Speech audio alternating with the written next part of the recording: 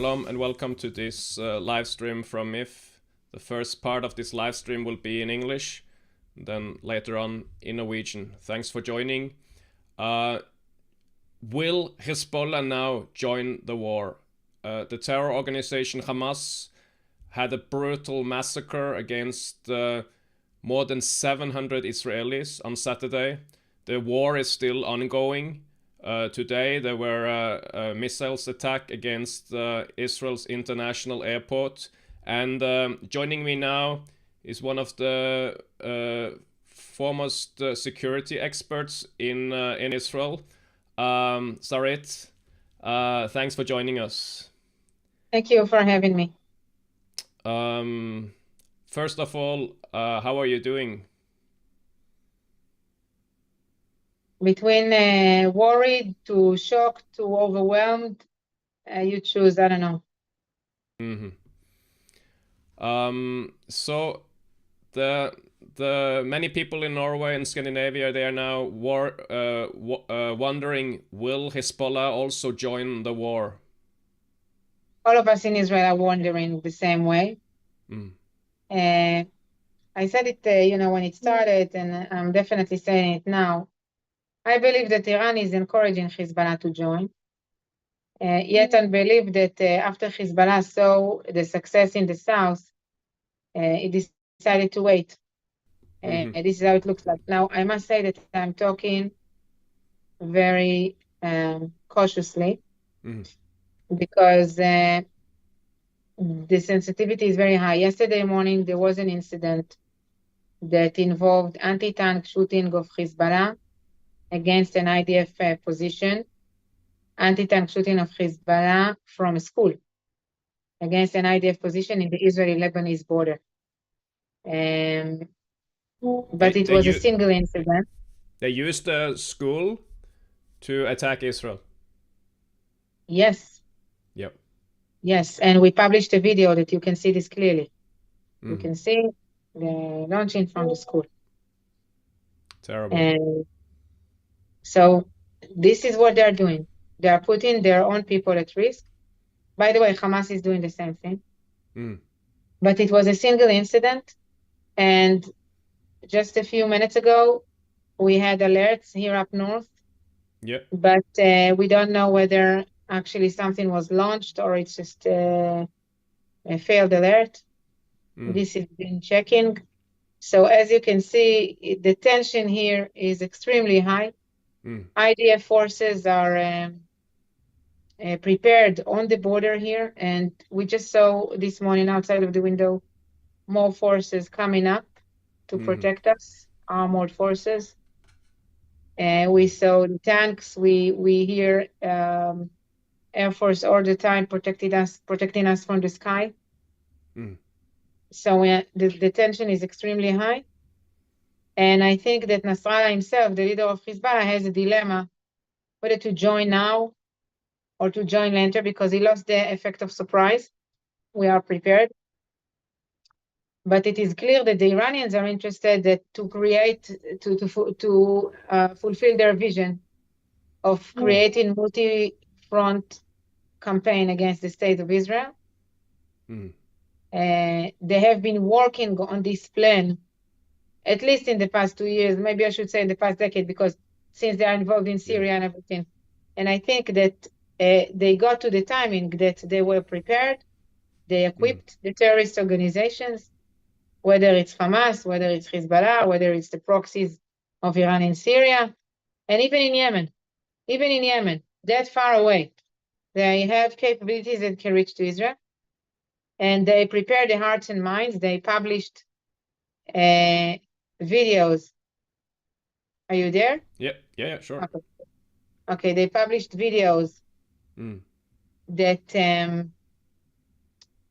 exemplified their vision, that they actually want to create this multiple front campaign. We're going to publish one of these videos today to show you what do I mean.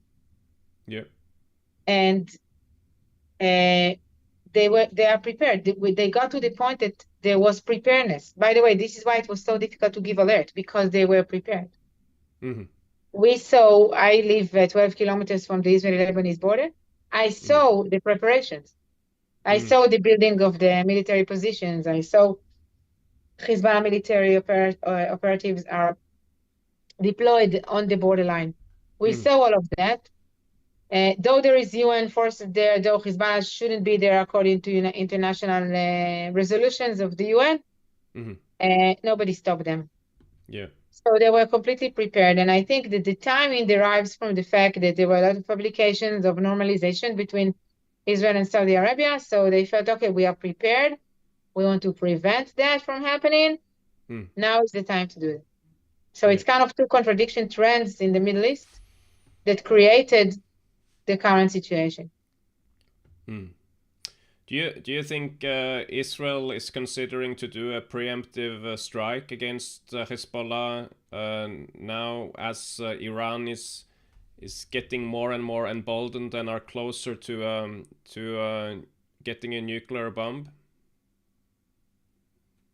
I would put the issue of the nuclear aside for a moment, because we are very much into the current situation of how do we protect directly from invasion over here up north. I think that's the main question. So in this respect, I would say that as far as I know for now, the goal is to keep the northern arena out of the conflict. I don't know whether this would be the case later. Yeah. And I must tell you that as an Israeli, I am asking myself, if nothing will happen up north now, it means that we are welcoming the same scenario of being surprised in the future. Because what actually happened here? We don't have a soldier on every meter on the border. And as you see in history of the state of Israel, to protect our borders from invasion, we need to recruit reserves. And if we are surprised about the timing, we don't recruit reserves. So eventually, when this amount of terrorists, probably a lot of hundreds of them, drove on tenders and motorbikes to the borderline, and at the same time launching mortars to the border crossing, and killing the soldiers that were, the scouts that were monitoring what is happening on the border. You need battalions to be there, even brigades to be there to fight them in 30 areas of crossing. Now, in all of these places, there are communities. This is the analysis of what happened. So what I understand is that if we don't have an alert and the capability of Hezbollah to do the same thing is preserved, we are going to be at the same place very quickly. And that's why, as an Israeli, maybe we should do something to prevent Hezbollah as well. Because I don't want to be at the same situation a year from now or a few months from now. So several of our viewers are sending their love and warm thoughts to you and to Israel and her people. We are following closely what is happening. Have you had any relatives or friends affected by have any loss or there is no kidnapped? Israeli. 700 people dead and 9 million people living in Israel. There is no Israeli that doesn't know nobody that was killed or wounded. Okay, all of us know somebody. I know at least 2 families that lost their loved ones from my town and from my area. I sent my kids out of, I live 12 kilometers from the Lebanese border, so I sent my kids away. I didn't want to take any chances. Every Israeli is affected from the current situation. What is your what do you wish to see happening from Norway and other European governments? I wish you will remember us. I wish you will remember us when we will have to defend ourselves, because you understand that we cannot enable none of these terrorist organizations to preserve this capability to do this again. Yeah. We must make sure that they are losing their capability to do this again. How do we do that? We have to attack. And in the past 24 hours, there are major attacks of the IDF in Gaza against Hamas headquarters that are still sending the terrorists into Israel. Palestinians will get killed, Gazians will get killed. But what's the option?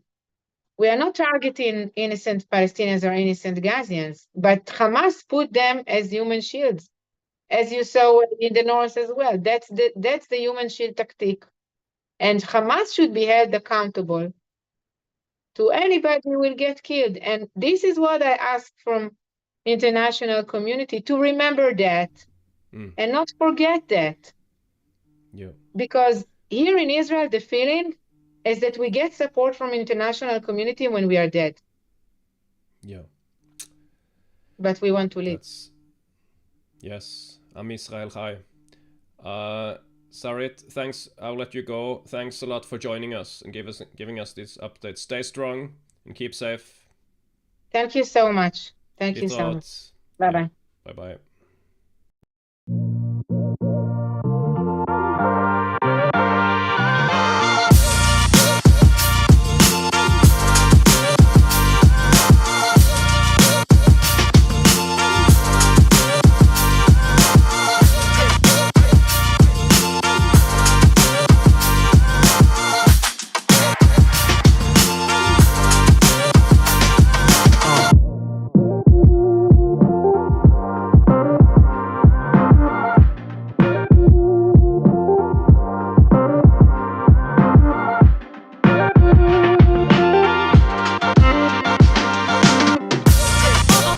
Jeg synes det er veldig bra med disse ungdomshelgene som jeg har fått lov til å være en del av. Vi har fått høre mye bra, og samles ungdom også, det er fint det også.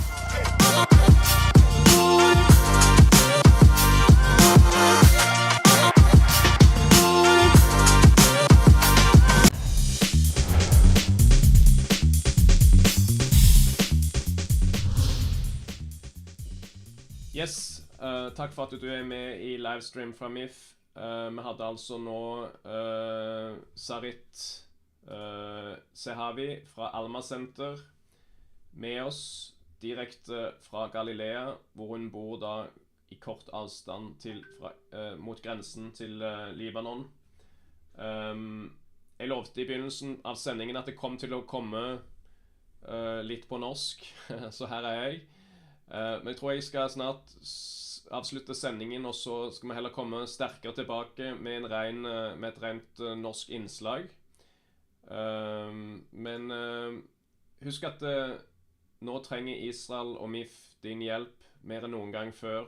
Gå inn på miff.no for å se hvordan du kan hjelpe. Ta kontakt med oss via Facebook Messenger eller på mail eller på WhatsApp hvis du har noen tips.